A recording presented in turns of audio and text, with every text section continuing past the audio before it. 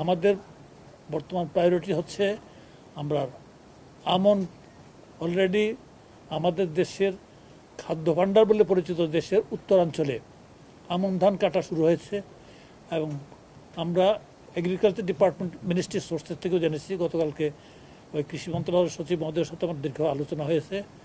আজকে আমাদের ওই অঞ্চলে যারা রিজিওনাল ডাইরেক্টর আছে তাদের সাথে কথা হয়েছে, তো এখানে বাম্পার ফলন হয়েছে। এটা আল্লাহর মেহরবানি এই দেশের উপরে। এখানে সেটা আমরা আমন সংগ্রহ অভিযান আগামী রোববার থেকে শুরু হবে আমাদের। আমরা চেষ্টা করব যতটা সম্ভব আমরা আভ্যন্তরীণভাবে সংগ্রহ করতে পারবো ততটা আমরা লাভবান হব। প্লাস আমাদের কিছু আমদানি পাইপলাইনে আছে অলরেডি।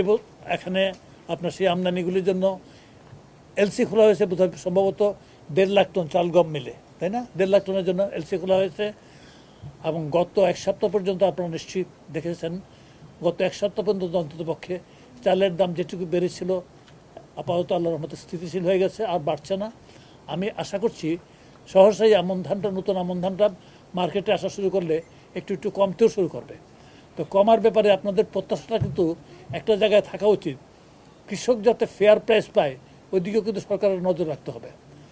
কারণ যে যারা কৃষকের বর্তমানে উৎপাদন খরচ বেড়ে গেছে এবং যারা ফসল ফলায় তারা যাতে এই কাজে নিরুৎসাহিত না হয়ে যায় তার জন্য সরকারকে সচেষ্ট থাকতে হয়। তার জন্যে আমন সংগ্রহের জন্য যে ইয়াটা আছে, সেই ক্ষেত্রে আমন ধানের আগের বারে যে দাম দেওয়া হয়েছিল তার চেয়ে কেজি প্রতি 3 টাকা বাড়ানো হয়েছে, 3 টাকা বাড়ানো হয়েছে ধানে, এবং চালেও বাড়ানো হয়েছে।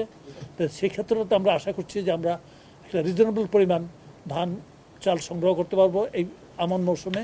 শীতকালীন সবজিটাও কিন্তু অকালীন বৃষ্টির জন্য মার খেয়েছে, সেটাও ওঠা শুরু করবে আশা করছি, দ্রুতই ওঠা শুরু করবে। প্লাস শীতকালীন মাছের সরবরাহটা বাজারে আমাদের যে আভ্যন্তরীণ যেগুলি আছে, বদ্ধ জলাশয় যেগুলি আছে, এগুলির থেকে মাছ সংগ্রহ বাড়ে।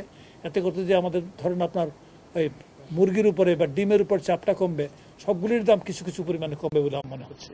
আর মিলগুলি ক্রমান্বয়ে আপনারা দেখছেন, মিলগুলি ছোট মিল থেকে বড় মিলে তারা কিন্তু রূপান্তরিত হচ্ছে। প্রযুক্তির উৎকর্ষের সাথে আমাদের দেশে এই জিনিসগুলিও কিন্তু ওই শিল্পটাও কিন্তু ডেভেলপ হচ্ছে। আগে চাতাল জাতীয় সিস্টেম যেটা ছিল, এখনও কিন্তু চুক্তিও কিন্তু দেখবেন যে পরিমাণ কিন্তু কমে আসবে, কিন্তু একটা মিলিয়ে অনেক টাকা দেবে, অনেক চাল দেবে, অনেক টাকা দেবে। আমরা আশা করছি যে এই জাতীয় ব্যাপারটা ভবিষ্যতে ঘটবে না, যাতে না ঘটে তার জন্য আমরা সতর্ক থাকবো। এই কারণ এ সংক্রান্ত আইন কারণ বিধিবিধান যেগুলি আছে আমরা পরীক্ষা পর্যালোচনা করবো, এটাতে ফেল যাতে না করে এবং করলে যাতে তারা ভবিষ্যতের জন্য তারা যাতে একটা দৃষ্টান্তমূলক শাস্তি পায় তার জন্য আমরা ব্যবস্থা করবো।